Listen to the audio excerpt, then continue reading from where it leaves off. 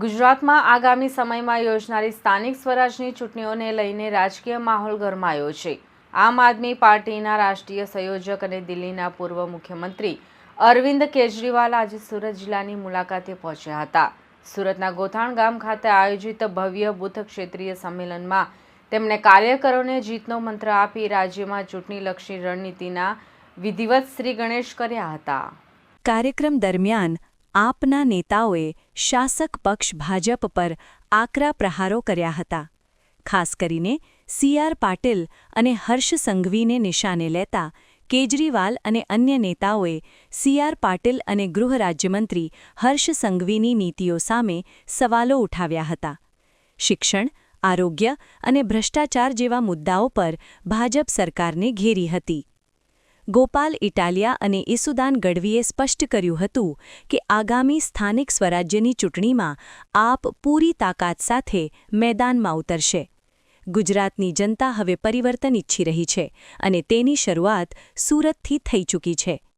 આ સંમેલનમાં કેજરીવાલની સાથે પક્ષના તમામ મોટા ગજાના નેતાઓ એક મંચ પર જોવા મળ્યા હતા, જેમાં મુખ્યત્વે ચૈતર વસાવા, ધારાસભ્ય અને આદિવાસી નેતા, ગોપાલ ઇટાલિયા, ધારાસભ્ય અને સ્ટાર પ્રચારક, ઈસુદાન ગઢવી, પ્રદેશ પ્રમુખ અને ગોપાલ રાય, દિલ્હીના કેબિનેટ મંત્રી સહિત રાજ્યભરમાંથી હજારોની સંખ્યામાં ઉમટી પડેલા કાર્યકર્તાઓને સંબોધતા કેજરીવાલે સંવાદ સાધ્યો હતો અને સંગઠનને મજબૂત કરવા પર ભાર મૂક્યો હતો। આ સભામાં ગોપાલ ઇટાલિયાએ વિવાદિત નિવેદન કરતા જણાવ્યું હતું કે સત્તામાં બેઠેલો માણસ ઊંચી ખુરશી પર બેઠો હોય એટલે એને એમ લાગે કે નાના માણસો કંઈ નહીં કરી શકે। આ તો સામાન્ય માણસ છે, સામાન્ય ખેડૂત છે, સામાન્ય મજૂરી કરતો વ્યક્તિ છે, આ કંઈ નહીં કરી શકે એવું ગાંધીનગરની ઊંચી ખુરશી પર બેઠેલા ભાજપવાળાને લાગતું હોય, પણ સામાન્ય માણસ આ દેશમાં શું કરી શકે ને? તે આઝાદીની લડાઈથી લઈ અને આમ આદમી પાર્ટીની લડાઈ સુધીના અનેક દાખલાઓ આપણી નજર સામે છે। हमारे युवा नौजवान बेरोजगार घूम रहे हैं, इनके पास रोजगार मांगने के लिए जाते हैं, ये उसको नकली दारू की बोतल पकड़ा लेते हैं। पूरे गुजरात में नकली दारू बिक रही है। कितने बच्चे मर गए नकली दारू से? हमारे युवा रोजगार मांगते हैं, उसके हाथ में नकली दारू पकड़ा देते, उसके हाथ में पुड़िया पकड़ा देते हैं, कोकेन की पुड़िया, हीरोइन की पुड़िया, गांजे की पुड़िया पकड़ा देते हैं। हमारे बच्चों को, हमारे पूरे परिवार को बर्बाद करने में लगे हैं, पूरे के पूरे परिवार बर्बाद। मैं कई परिवारों को जानता हूँ, आजकल मेरा गुजरात में काफी आना जाना हो रहा है। कई परिवारों को जानता हूँ जिनके बच्चे मर गए नकली दारू पी के। कई परिवारों को जानता हूँ जिनके बच्चे ड्रग खा के उनके पूरे परिवार बर्बाद हो गए। पर कसूर हम लोगों का है, हम लोगों का कसूर है। हमारे बच्चे मर गए, हमारे बच्चे बर्बाद हो गए, तब भी हम जाके कमल का बटन दबा के आते हैं। क्यों? कब जागेंगे हम लोग? कितने और परिवार बर्बाद होंगे जब हम जागेंगे? कितने और परिवार बर्बाद होने की इंतजार कर रहे हैं हम लोग? मोरबी का पुल गिरा, 140 लोगों की मौत हो गई। बड़ौदा में पुल गिरा, 22 लोगों की मौत हो गई। पिछले 5 साल में 12 पुल गिर गए। कितने और लोगों की मौत की इंतजार कर रहे हैं हम लोग? कब जागेंगे हम लोग? कितने और पुल गिरने की इंतजार कर रहे हैं? कब जागेंगे हम लोग? एक गरीब किसान बेचारा अपनी जमीन बेच के, अपनी बीवी के जेवर बेच के अपने बच्चे को पढ़ने के लिए भेजता है। उसका बेटा जाके अहमदाबाद में, सूरत में, राजकोट में जाके पढ़ाई करता है, रात दिन मेहनत करता है, पेपर देने जाता, पेपर लीक हो जाता। कितने पेपर, हर पेपर लीक हो रहे हैं, हर पेपर लीक हो रहा है। कितने लाखों बच्चों का भविष्य बर्बाद हो गया। कितने और बच्चों के भविष्य का इंतजार कर रहे हैं बर्बाद होने के, कब जागेंगे हम? पेपर लीक होते रहेंगे और हम चुप बैठे रहेंगे। भ्रष्टाचार होता रहेगा, हम चुप बैठे रहेंगे। सड़कें टूटती रहेंगी, हम चुप बैठे रहेंगे। सरकारी अस्पतालों में हमारे बच्चे मरते रहेंगे, हम चुप बैठे रहेंगे। ये प्राइवेट स्कूल वाले भ्रष्टाचार करते रहेंगे, हमें लूटते रहेंगे, हम चुप बैठे रहेंगे। आज हम यहाँ सूरत में बैठे हैं।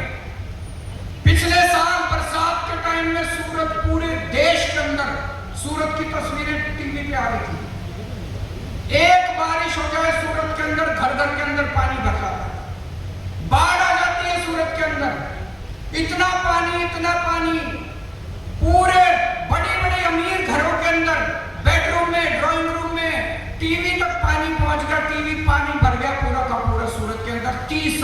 नतीजा है बीजेपी। आपके घर में पानी भरता है, हर्ष सांघवी भी सूरत में रहता है, उसके घर में पानी नहीं भरता।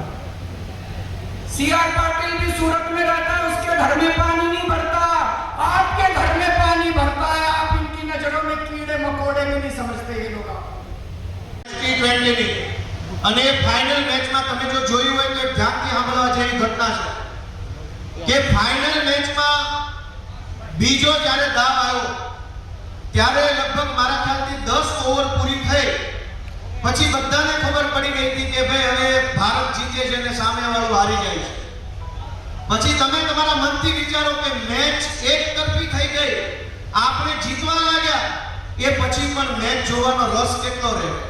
છેલ્લા બોલ સુધી જોવાનો રસ, માનો કે એક એક દડા ઉપર એક એક રન બાકી રહેતો હોય તો કેટલી મજા આવે, અને એક તરફી થઈ જાય તો કેટલી મજા આવે। બધાને ખબર હતી કે ભાઈ હવે તો સામેવાળો દેશ હારી જવાનો છે અને આપણા દેશના લોકો જીતી જવાના, અને એટલે એક તરફી મેચ થઈ ગઈ તો જોવાની મજા ન આવે। કાંઈ વાંધો નહીં, હવે તો જીતી જ જવાના, હવે શું જોવાનું? જો મેચ જેવી મેચ એક તરફી થઈ જાય તો જોવાની મજા ન આવે। અહીંયા તો આખી સરકાર એક તરફી થઈ ગઈ છે, વિચાર કરો કે આમાં શું મજા આવે? અને સરકાર આખી એક તરફી, એક બાજુ 182 માંથી 160 જેટલા ધારાસભ્યો એમના, મજા તો એમને નથી આવતી। એ લોકો અંદરથી કંટાળ્યા છે પણ અમને ઠોહા મારા કરે, તમે બોલજો વિધાનસભામાં 3 નંબરના પ્રશ્ન ઊભા થાવ, બોલો બોલો, તો અમને કોણ ઠોહા મારો? તમે બોલો ને તો કે અમારી 100 પેટીઓ કાઢી લીધી ભાજપ। જેને ભાજપમાં લેવાનું એનું ઓપરેશન કરી ગળામાંથી પેટીઓ કાઢી લે, બોલવાનો એક શબ્દ નહીં। તો દોસ્તો આ પરિસ્થિતિને બદલવી હોય તો એકમાત્ર રસ્તો છે આમ આદમી પાર્ટી।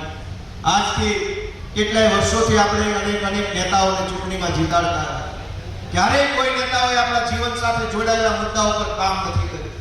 દરેક માણસ આવે ચૂંટણીમાં, હિન્દુ, મુસલમાન, ભારત, પાકિસ્તાન, અફઘાનિસ્તાન, બોલિવૂડમાં આ ફિલ્મ આવી ગઈ, અહીંયા ઓલું થઈ। LK star news, Surat.